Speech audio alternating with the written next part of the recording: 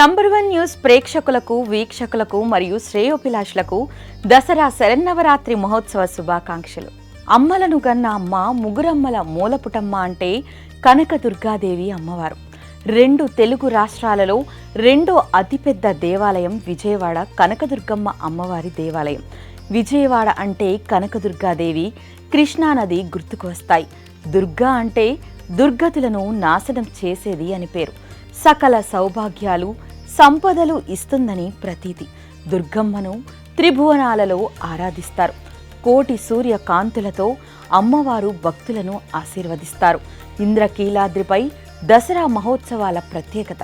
భక్తులు కృష్ణానదిలో స్నానం చేసి కొండపైన అమ్మవారిని దర్శించుకుంటారు.